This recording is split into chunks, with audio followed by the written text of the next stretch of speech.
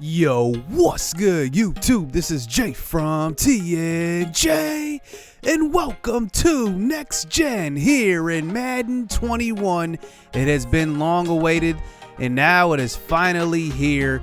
It is out for the PS5 and Xbox Series X, and now let's get into some fun right away. Let's talk about the top 5 teams to rebuild in Madden 21 Next Gen, and I'm talking about not just the hardest rebuilds, I'm talking about the most fun as well. So let's get into a little bit of a countdown here. Check out some of these rosters to start out, and if you're like me, you start at where we are in current day, so week 13, and then build from there, because I'm going to be looking at contracts as well. Now, honorable mention is going to be the Dolphins, and a big reason why is because I think they're a lot better than what people initially thought they were, obviously, with winning games with Tua and Ryan Fitzpatrick under center. But the thing about this team is you already have your quarterback of the future, and you have a pretty good young back in Myles Gaskin. I think you can kind of build him up and see what he will become. I think that this is a team that has youth on their side right now, and they have some pretty good pieces on the offensive side of the ball. I think they do have some holes, obviously, but I think that, having Myles Gaskin under contract with a very, very cheap contract for the next 3 years, and then having Tua under cost control as well, I think you're in good shape. Now, Devontae Parker is signed through his prime now until about age 30, so you don't have to worry about having that true number one receiver, but you do need to add some more pieces to the receiving core. I don't think they're done doing that yet. And then Mike Gesicki is a good young tight end, 24 years old. You still have a couple of years to extend him, so I think you're in good shape on offense, at least to start building. Emmanuel Ogbah on defense and Christian Wilkins, that's a good base for your defensive line, to be honest. And I think that this team is on the ascension, especially with the Patriots being in a flux right now, and the Bills are probably the best team in that division. They are the best team probably, and I think that you have some pieces on offense and defense, especially with the secondary, Byron Jones and Xavier Howard. So let's get into the official top 5 here. And like I said, it's not going to be based on difficulty, but it's also going to be based on how fun it's going to be as well. Now, you look at the Carolina Panthers here at number 5. They have obviously the best running back in football, Christian McCaffrey, at least fantasy-wise goes. A lot of people are saying Dalvin Cook right now. I disagree. They're just saying that because Christian McCaffrey's out. Now, looking at their offense, though, it's very, very young and very interesting. I think at receiver is where they shine. You have Robbie Anderson, DJ Moore, and Curtis Samuel. I think you're going to have to maybe cut one of these guys loose because you're going to have to free up some money to go elsewhere on the team. But I think right now, within, at least this season and going into next season, I think you have a little bit of flexibility at receiver. I don't know what you would want to do there, but I like Robbie Anderson, I like Curtis Samuel, and I like DJ Moore. They're all really good receivers. Now, their guards are issues. They're all below 70, and they're in the bottom 5 as far as ratings go for their position.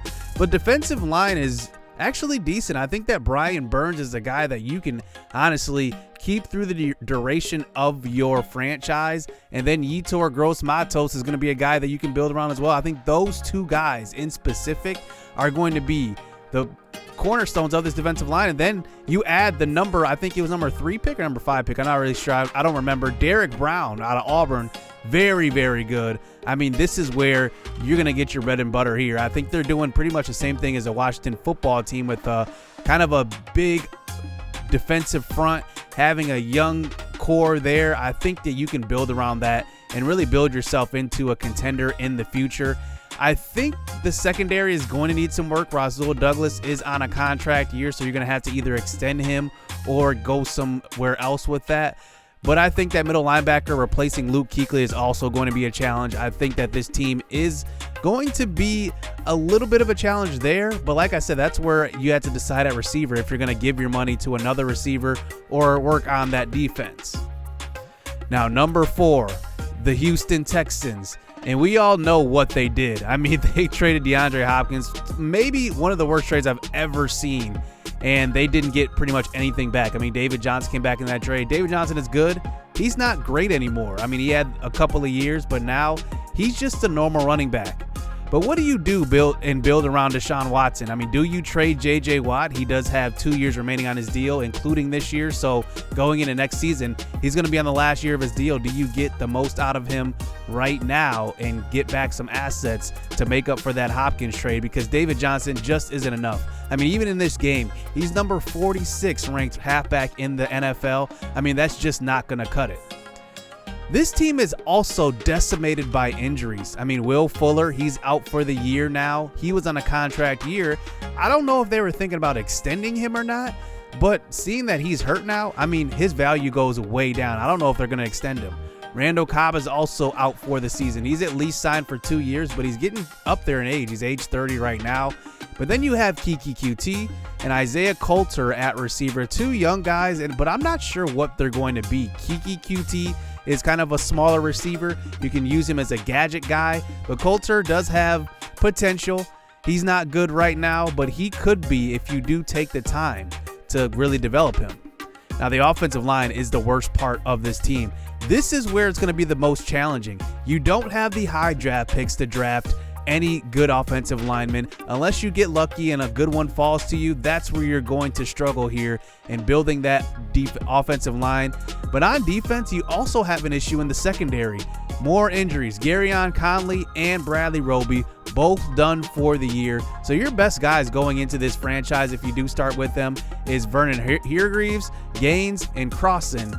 And not to mention those picks, I mean, you don't have a lot to work with. If you want a fun and challenging rebuild, do not trade for any more picks. Use the picks that you have right now, these 3s, these 4s, these 5s, these 6s, and see what you can do trying to build a contender out of what you have. So number 3, we're going to move to the New York Giants. And I think the Giants are in an interesting position. I mean, they are going to be drafted in the top 5, I believe. They're going to be close to the top 5.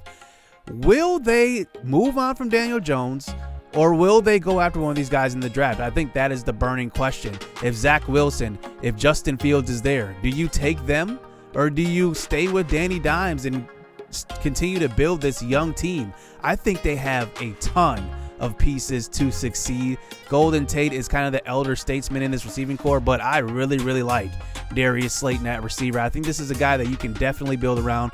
He is only 23 years old. I mean, you talk about just young talent on this team. They have Evan Ingram, Darius Slayton, Sterling Shepard, if he's starting to now come around after last year where he missed a ton of games. But I like this team. Will Hernandez on the offensive line is a guy you can build around. I do think you need to add some more pieces of offensive line. I think this has been an issue for them the last couple of years. Remember drafting Eric Flowers? They thought that was going to be the answer. That did not work out at all. But on defense, I think they have some more young pieces, and this is why this team is so intriguing. You know, you look up front, Dalvin Tomlinson, Dexter Williams. I mean, all these guys up front are going to be very, very good. I think that the secondary is going to need to be worked on a little bit because you have some older guys, but you do have Jabril Peppers there, and you did draft DeAndre Baker to be the future of this cornerback core. But I think you're going to have to add at least one more piece. They tried to trade for Isaac Yiadom from the Denver Broncos, and that is okay. It's a good move, but I don't know what Yiadom is right now. So speaking of the Denver Broncos, number 2, they are going to be in a division where you're going to have to compete for, I mean, everything, because you think about it. Patrick Mahomes is always going to be there. Derek Carr, he's very good this year. And then you have to deal now with Justin Herbert from the Chargers. I mean, you're just chasing them. And at this point, you have to decide what you want to do with Drew Lock. I mean, 2 seasons, he's been often injured. Do you go on with him, or do you just look to another guy and maybe bring in a veteran, maybe go to the draft? There's a bunch of good quarterbacks in this draft, but at least you have some young guys to throw to in Jerry Jeudy, Cortland Sutton, and now Tim Patrick, who's come around, along with KJ Hamler. But I think running back is interesting for this team. I think, do you pay Phillip Lindsay? Do you let Lindsay walk? Because you did sign Melvin Gordon too, kind of an awful deal, to be honest. I mean, to pay a running back that kind of money when running backs are kind of all over the place, you can get running backs wherever you look. I think that was a bad contract. You're going to have to deal with that at least for another year after this one. But at least they have some good targets to throw to. Noah Fant and Albert O are very, very good tight ends, very young, and both 22 years old. Now, offensive line is okay. Garrett Bowles actually got helped out by Pro Football Focus this year. He is the #1 ranked tackle, but he's not the #1 tackle in the NFL. I don't think he's even close. I think he is just really crediting Pro Football Focus for that new contract he just got. And honestly, all credit goes to them because he has been awful the last couple of years. And now all of a sudden he has this good year and he automatically is now a top 10 highest paid tackles, top 10 highest paid offensive lineman. I mean, it's just crazy. I mean, he's got that extension and more power to him. He got the money and let's see what he does after he's got that. Now on defense, another interesting scenario here, just like with the Texans and J.J. Watt. Do you trade him? Do you trade Von Miller for some draft capital? Maybe add a late first round. I don't know if he's going to demand a mid first rounder. He might demand a late first round pick, but with $22 million left on that one more year of deal there, I think he's going to be interesting to trade away. Bradley Chubb is still there as well, and their secondary is good. I think they have some pieces to at least be a contender on the defensive side of the ball. The next couple of years, they have Boye, they have Callahan, Ojemudia as well. I think this is a very good secondary along with Justin Simmons and Kareem Jackson there. Justin Simmons should be getting a contract extension. I guess we'll have to see what direction the Broncos go. Now at #1, obviously the New York Jets. I mean, this team is just interesting. I don't know what the direction of this team is. I don't know if they have many pieces at all, but another scenario like the Giants. What do you do here? You have the young quarterback. Do you move on from him? I say yes. I mean, I like Darnold a whole lot. But if Trevor Lawrence is sitting in your lap, you cannot pass on him. You have to take him.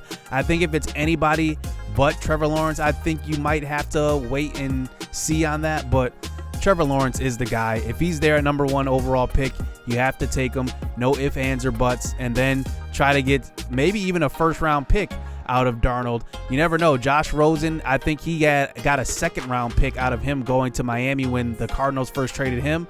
So I think that Darnold could get either a late first or a second at least. So we'll have to see. Now, they do have some young receivers. Denzel Mims is one of them. I think that this is a guy you need to build your franchise around. We obviously just finished our Jets franchise on last gen. Now we're on current gen, getting ready to start our new franchise on next gen. But this Jets team is interesting to build. They have, like I said, some young pieces, but you're going to definitely need to at least groom them into being good players. They're just not going to all of a sudden just develop into them. You're going to need to perform well on the field in order to really take them to the next level. I think they have some good pieces on the offensive line like Mekhi Becton, but obviously some holes as well like George Fant at right tackle. But on the defensive line, you have Quinnen Williams, which is a good sign because you always need that young defensive lineman to really take you into the future. And honestly, besides that on defense, not a whole lot. And I think that you're really going to have to draft well. The good thing is you're not missing picks like the Texans are. And then you have CJ Mosley, who is missing the season. He decided to opt out due to COVID, and now he's going to be back at least in your second year of your franchise, unless you start in year 2, resuming from where we are in current day.